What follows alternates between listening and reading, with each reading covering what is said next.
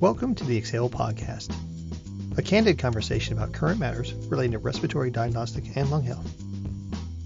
Today's hosts are Mark Russell, Marketing Communications Manager, and Rory Chan, Executive Vice President of Sales and Operations for Vitalograph in North America, a global leader in respiratory diagnostics. Today, we talk with Rory Chan. He's a senior respiratory registrar currently working in the Ninewells Hospital in Dundee, United Kingdom. Our topic today is how precision medicine can help with accurate diagnosis in severe asthma. Dr. Chan, hey, welcome to our podcast. Hi, thank you very much, Mark, for having me here today. Tell us about yourself, background, education, and your current responsibilities. So I'm currently a senior respiratory registrar, so I'm in my final year of kind of higher specialist training in Dundee in Scotland in the UK. And my main sort of responsibilities include looking after patients on the ward, mainly respiratory and general medical patients, so internal medicine. I have recently completed a PhD relating to precision medicine and severe asthma, and have also published a number of peer-reviewed papers in various journals. Otherwise, I'm also affiliated with the University of Dundee as an Honorary Clinical Lecturer, and also I do some work with Chest Journal as an early career editor as well. Excellent, thank you for that. I was intrigued, I noticed you used the word precision medicine. Can you tell us what you mean by precision medicine and what are some of the benefits and challenges of the approach? Yeah, exactly. So it seems to be the hot topic of the current decade, isn't it, precision medicine? But essentially the term refers to collecting a wide array of data, including clinical, biomarker, genetic, even lifestyle data, with the ultimate aim to sort of optimize patient outcomes, and generally contrasts the more sort of conventional and less precise one-size-fits-all approach in medicine. I think traditionally, when it relates to asthma, which is my area of interest, clinicians have traditionally used an escalating combination of inhaled corticosteroids, long-acting beta agonists such as bronchodilators and leukotriene receptor antagonists, and even theophylline to treat patients. But this is not really according to their phenotype, it's more according to their disease severity. So I think the identification of so-called treatable traits has been shown to improve patient outcomes. And for example, Vanessa MacDonald published a very nice paper a few years ago in the European Respiratory Journal, where she enrolled a number of severe asthmatic patients, split them into two groups, and identified a number of treatable traits in each patient. And I think the mean number of treatable traits in each patient was about 10 or so. And you can split these traits into pulmonary, extrapulmonary, and even behavioral factors. And for example, pulmonary factors would include airflow limitation or inflammation even. Extrapulmonary refers to more things that are outside the lungs, such as anemia or obesity, for instance. And then finally, behavioral factors include sort of smoking and exercise tolerance as well. So you can go quite deep with treatable traits and what you include in essence with regards to what constitutes a treatable trait. But essentially, she took those two groups and used a conventional approach versus a treatable traits, specifically targeting those traits approach. And what she found was those patients actually did a lot better in terms of both asthma quality of life and also asthma control. So I think this is probably the way we're heading towards with regards to precision medicine, at least in severe asthma. So Dr. Chan, what sorts of challenges are there in treating patients with severe asthma? Yeah, this is a really good question. So I think at the moment, because severe asthma is such a heterogeneous condition, it can present in various ways. And I think the first thing is always to try and diagnose severe asthma. And I think one of the major problems is underdiagnosing severe asthma. And if patients present with an over-reliance of reliever therapies, such as short-acting beta agonists, then they can sometimes fly under the radar because we're just using the beta agonist as a sort of safety blanket. And similarly, if patients come in having required 2 or 3 courses of oral corticosteroids and they present to their doctor with seemingly good control, it can sometimes mask the underlying problems. So I think first of all, we need to diagnose severe asthma more, and I think underdiagnosis is certainly a problem. I think linked to that is I think clinicians generally have been quite reactive in the sense that we are making decisions surrounding biologic therapy. So that's the new agents such as benralizumab, dupilumab, and tezepelumab. Those decisions are typically made after patients have experienced multiple severe exacerbations requiring oral corticosteroids or even hospital admissions or even ICU admissions. I think this is suboptimal because exacerbations are known to be linked to lung function decline. And we know cumulative oral corticosteroid exposure is also associated with significant long-term complications that can include osteoporosis, sepsis, and even death, unfortunately. And I think moving on from this, maybe we might wish to take a more proactive approach by predicting patients who are at risk of severe asthma exacerbations and try and treat them and prevent them from having critical exacerbations. And I think this requires the practicing of precision medicine.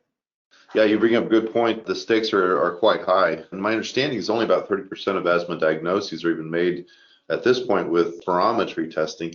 What do you consider to be the key information for accurate diagnosis in the case of severe asthma? What parameters are particularly informative?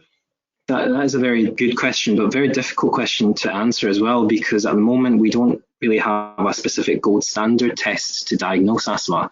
When you look at the Global Initiative for Asthma Guidelines, that's the GINA Global Asthma Guidelines, they usually recommend using a number of investigations, including spirometry and also FeNO testing, for instance, as well as blood eosinophils. And each part of the testing becomes a jigsaw puzzle that we can add together for a definitive diagnosis or at least increase the likelihood of asthma. But I think probably the starting point for an accurate diagnosis in severe asthma would be to go back to the history and try and ascertain if there are any triggers, whether that's medication, viral triggers, or even allergies, for instance, and also detect if there are any other clinical features that might point towards other diagnosis. For instance, if there's a heavy smoking history, then perhaps chronic obstructive pulmonary disease might be more of a realistic diagnosis. If patients have paroxysmal nocturnal dyspnea, for example, then perhaps we should be thinking about heart failure. So we do need to have a kind of a holistic approach, at least, to try and rule out other diagnosis. And in some ways, severe asthma is almost a diagnosis of exclusion. So after excluding other respiratory diagnoses, then we think about asthma. So what are the top tips that you would share for using spirometry, oscillometry, FeNO in a clinic testing? Yeah, good question. So I think for spirometry, there are established guidelines. The American Thoracic Society guidelines have very good recommendations. And I think the first thing for at least spirometry would be to ensure that their values that are obtained are by trained personnel, whether that's lung function clinicians or people who do lung function testing quite regularly and using machines that have been properly calibrated, essentially looking at acceptability, usability, and also repeatability criteria. And just as an example, for instance, simple things like patients should not be coughing in the first second of expiration for FEV1 and also for FEC. So that's forced expiratory volume in 1 second and forced vital capacity. And those are simple things that can be done to ensure that values are repeatable, not only between centres, but also between sessions for the same patient as well. And for instance, an easy to do repeatability criteria would be to ensure the largest two FEV1 values are at least within 150 millilitres of each other. So that would be for spirometry, for instance. I guess for oscillometry, then there are a lot of issues as well, but oscillometry has the advantage of being a lot more physiological in terms of only asking patients to perform tidal breathing. So it reflects real life lung physiology a lot more than spirometry. And in some ways that is easier, but also ensuring that nose clips are in place at all times, similar to spirometry. Placing your hands on your cheeks as well is another important thing, and sitting upright. So these are all little things that can be done to improve the repeatability and more reliability of these tests. So I think that's probably a starting point. Let me come back and ask you, you didn't say anything about FeNO. Oh yeah, so FeNO. So patients do need to have a specific expiratory flow rate for FeNO. So I do remember there was a patient who required 14 tries before managing FeNO. So I think from my point of view, that was a learning point for me as well. I think just making sure the person who's doing the tests have a bit of patience as well, because quite often when someone comes to the clinic, we see them and the patient wasn't able to perform FeNO, but it doesn't really mention how many tries it was done to try and obtain those values. But I think my maximum is 14 for someone with severe asthma. And I guess when we compare FeNO and spirometry to oscillometry, I think both spirometry and FeNO require patients to perform a specific maneuver. In spirometry, it's forced, and in FeNO, it's more trying to maintain that steady flow rate for 10 seconds, whereas oscillometry is just tidal breathing, so it's a lot easier. But they all have their individual nuances. So if patients aren't able to breathe out for a long period of time, so almost about 10 seconds, then I think they might struggle with FeNO. So I think it's just plenty of encouragement, similar to in spirometry, and plenty of patient coaching as well. Excellent. Thank you for that. There are a lot of terms that we're using right now with spirometry, oscillometry, FeNO. Can you kind of give us a bit more of a breakdown on what those different procedures tell us relative to each other, and why the one might be more preferable than another? Yeah, absolutely. It's a very interesting area at the moment. So spirometry essentially measures the forced expiratory volume in 1 second. So it can give you dynamic lung volumes and gives a lot of information about how good a patient's lung function is. So FEV1 stands for forced expiratory volume in 1 second. And usually, although we can calculate Z scores, usually we use a predicted value based on their age, their height, and even their ethnicity. So anything above 80% predicted for their specific makeup would be considered as normal. Second interesting value would be forced vital capacity, and that just tells you the entire, so in simplistic term, that's the entire lung volume. And again, 80% predicted would be considered normal. And finally, we also include FEV1 over FVC ratio. So anything above 0.70 or 70% as a ratio of the two values would be considered normal. So spirometry is interesting when it comes to asthma, being that it can be normal in quite a lot of situations. So just because someone has normal spirometry, it doesn't necessarily mean they don't have asthma, and that just goes back to there being no single diagnostic or gold standard test for asthma, unfortunately. If you look between the lines, there's another value that sometimes can tell us a bit more information about the small airways, and that's FEF 25 to 75, and that's the forced expiratory flow rate between 25 and 75% of the forced vital capacity, or mid-expiratory flow. And that sometimes gives us an indication of the smaller airways, which are always also termed as the quiet zone of the lung. And the reason why it's the quiet zone is because typically inhalers or bronchodilating drugs, such as short-acting beta agonists, struggle to penetrate the smaller airways of the lungs, and that's why it's called the quiet zone. And when it comes to oscillometry, we are looking at entirely different variables. So whereas spirometry looks at more lung volumes and airway obstruction, oscillometry looks at two parameters called resistance and reactance. Resistance can be measured at different frequencies. That's 5 hertz or 20 hertz. So typically, smaller frequencies such as 5 hertz travel longer distances. So resistance at 5 hertz would be traveling all the way down to the small airways. So that's so resistance of the entire bronchial tree. Larger frequencies travel shorter distances, so resistance at 20 hertz refers to kind of the resistance at the larger airways. And if you subtract the two, then you do get the smaller airways. So what we mean by frequency-dependent resistance is generally R5 minus R20, which is a bit of a mouthful.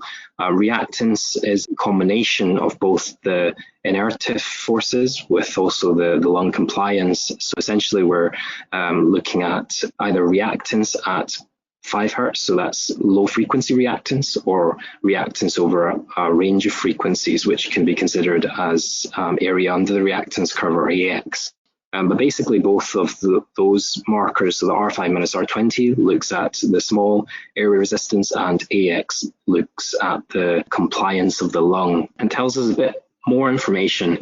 For example, we recently published a paper in European Respiratory Journal combining both the use of spirometry and oscillometry to identify patients with moderate to severe asthma better in terms of both identifying poor asthma control and also the risk of more exacerbations. So actually both spirometry and oscillometry have a synergistic additive effect rather than thinking about, oh, which one should I use? Perhaps we can use both of them synergistically.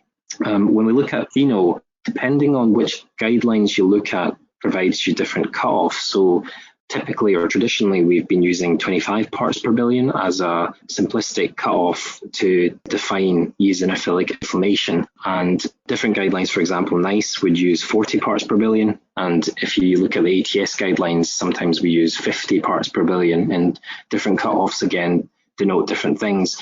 But generally speaking, the higher the FeNO, the higher the likelihood of eosinophilic inflammation, thus more likely to be asthma, although again, there's no specific cutoff or definite diagnosis of asthma.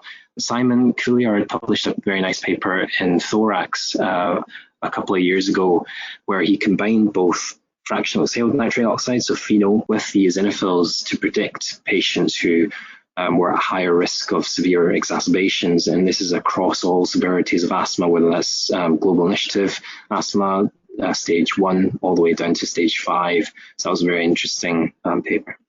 So let's talk about barriers to testing, training education on spirometry, FeNO, and oscillometry, the acceptance of test values, and assessing equipment, which is more proven benefits to the patients.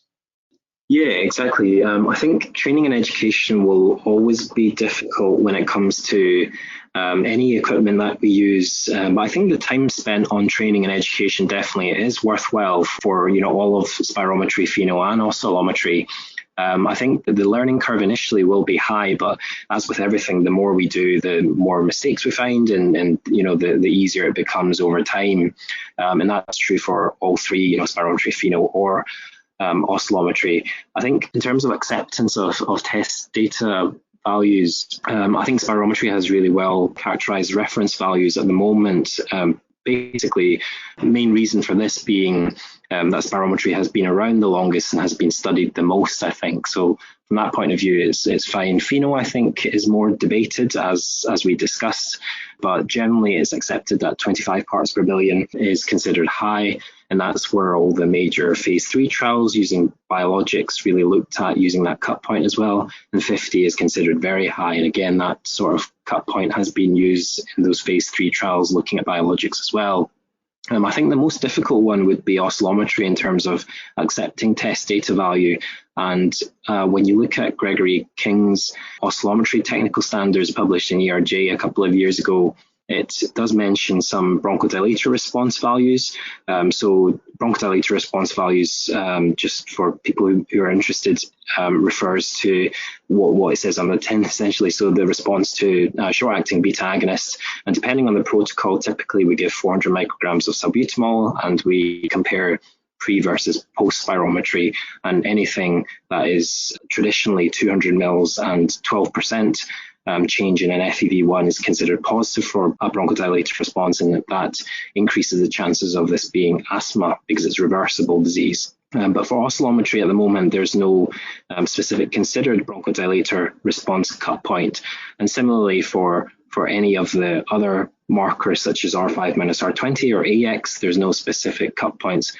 Our group has tried to make a cut point in terms of looking at cut points that would indicate patients are at higher risk of exacerbations and asthma symptom control, and those two variables are the most interesting in terms of to us as clinicians. And I think we have established that a cut point of R5-R20 of about 0.10 kilopascals per litre per second is indicative of small airway resistance.